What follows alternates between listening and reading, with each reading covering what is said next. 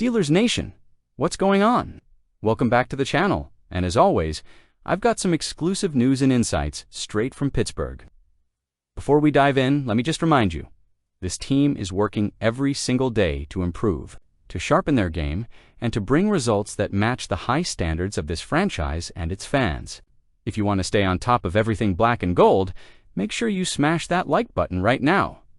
RUA really helps us keep building this community of diehards, and of course, if you haven't already, hit subscribe so you don't miss a single update. Now let's get into today's story, and unfortunately, it's not the most uplifting one. Steelers fans have been anxiously waiting for good news regarding wide receiver Calvin Austin III, but as of right now, the updates we're getting aren't the ones anyone wanted to hear. The Pittsburgh Steelers are inching closer to Week 1 of the regular season against the New York Jets. Preseason action has already given us a glimpse of how the team looks under Aaron Rodgers' leadership. And Thursday's preseason finale is the last dress. Rehearsal before things get real, but one player has been noticeably absent for more than 2 weeks. Now Calvin Austin III, he's been sidelined with an abdominal injury, and honestly, it hasn't been talked about much publicly by the coaching staff or even by Austin himself. That lack of clarity is what's frustrating Steelers fans the most. Look, chemistry between a wide receiver and a quarterback is crucial. You all know that. This offense has a brand new centerpiece in Rodgers, and building timing, rhythm, and trust with his receivers is the kind of work you can't just skip. Every practice rep matters, especially for a young wideout like Austin, who's still developing his role in the NFL. Missing this much time is a real setback. Now, there was at least one positive sign earlier this week. Austin was spotted on the practice field Monday. But before you get too excited, let me clarify, he wasn't practicing with the team. He was working by himself, off to the side, going through individual drills.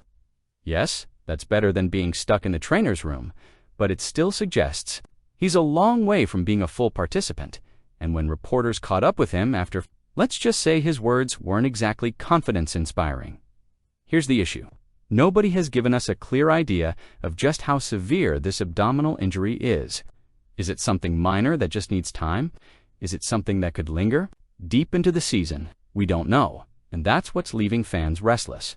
Remember, Austin entered training camp penciled in as the no-to receiver opposite DK Metcalf. He earned that after taking meaningful steps forward during the 2024 season. But this setback has thrown that entire plan into chaos.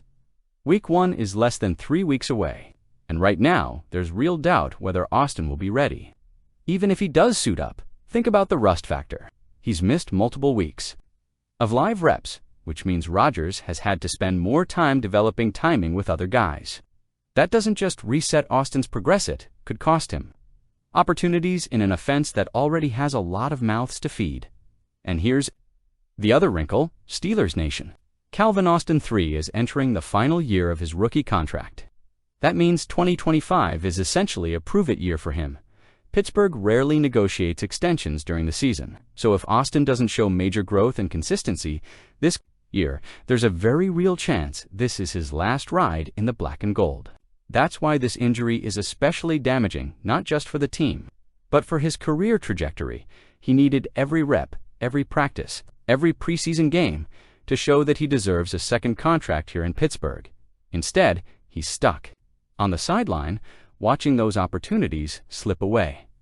Now, here's where things get interesting. The Steelers aren't just sitting around waiting. In fact, the team is bringing in veteran wide receiver Gabe Davis for a second visit this week. That's right, his second. You don't bring a guy back unless there's genuine interest. Pittsburgh already kicked the tires back in June, and now they're circling back. With Austin sidelined and rookie Roman Wilson still developing, this team needs insurance at wide receiver. Let's not forget, Davis is only 26. He's theoretically in his prime. And when he was healthy in Buffalo, he was a touchdown machine. Over 4 seasons with the Bills, he racked up 27 touchdowns on just 163 catches. That's insane efficiency. He was reliable in the red zone, and he brought a physical style of play that would mesh well with Rodgers. Of course, the catch pun intended is that Davis is coming off a torn meniscus. His stint in Jacksonville last year was forgettable. just 20 catches for 239 yards in 10 games before the injury ended his season. Since then, he's been making the rounds visiting the Saints, the Giants, the 49ers, and now making his second stop in Pittsburgh. If you're reading between the lines, this isn't just about depth. This is about the Steelers protecting themselves. They can't afford to enter Week 1. With uncertainty at WR2. Rodgers is a veteran who thrives on timing and trust with his receivers. If Calvin Austin isn't ready, someone else has to step up, and right now, Davis looks like the most logical insurance policy. Think about it. DK Metcalf is your clear no one. But after him, the options are shaky. Roman Wilson isn't ready to be a high-volume target yet. Robert Woods is more of a reliable veteran presence than a game-changer at this stage of his career. And Austin, well, we just don't know what his health will allow. So, if Davis clears the medical evaluations this time around, don't be surprised if the Steelers make a move quickly. The season is right around the corner, and time is not on their side. When you look at the Steelers' wide receiver room right now, it feels almost like Dacia Vu compared to last season. Different names, different faces, but the same big question. Do the Steelers have enough depth at wide receiver? Last year, the conversation was all about George Pickens. He was clearly the no one option. But after him, the depth chart was shaky. This year, we've got a new face at the top, DK Metcalf, a proven Pro Bowl level star. But once again, the rest of the wide receiver group is filled with question marks. And Steelers fans know exactly how important that WR2 spot is when defenses focus all their attention on one guy. You need somebody else to step up. You need somebody who can take advantage of single coverage, move the chains, and force defenses to play honest. This is where things start to get interesting, because one of the biggest early storylines of this preseason has been the emergence of Roman Wilson, the Steelers' second year, WIDOUT. Now, if you remember, the Steelers picked Wilson in the third round of the 2024 NFL Draft, 84th overall, out of Michigan. The pick had a lot of fans excited because Wilson brought elite speed, versatility, and that tough, competitive edge you expect from a Steeler. But unfortunately, his rookie season was basically wiped out before it even began. Wilson only appeared in one game last year, never got a single target, and spent the rest of the season on the sideline dealing with injury. It was basically a redshirt year for him in the NFL. But here's the good news. That seems to be changing in a big way this preseason. Flashing big-time potential Roman Wilson looks healthy, fast, and confident. And more importantly, he's making plays. In the Steelers' first preseason game against Jacksonville, Wilson pulled in 2 catches for 24 yards, including a nice 19-yard grab. Not a monster performance, but exactly the kind of contribution you want to see from a young wideout shaking off the rust. Then came the second preseason game against Tampa Bay. That's when things really started to pop. Wilson finished with 2 catches for 72 yards, and both were highlight-level plays. The first was a gorgeous 42-yard connection with Mason Rudolph, where Wilson showed off that blazing 4.3 speed, getting downfield and separating from defenders. The second came later in the game on a 30-yard reception from Skylar Thompson, this time flashing his ability to work the middle of the field and get open in traffic. 2 different quarterbacks, 2 very different types of routes, and 2 impressive results. That's the kind of versatility that can make Roman Wilson a real weapon in this offense. So why is this such a big deal for the Steelers? Well, let's take a step back and look at the bigger picture. We already know DK Metcalf is going to command attention. Defenses have seen him dominate too many games to ignore him. But if all the defensive focus goes his way, who steps up next? The Steelers have talent at tight end.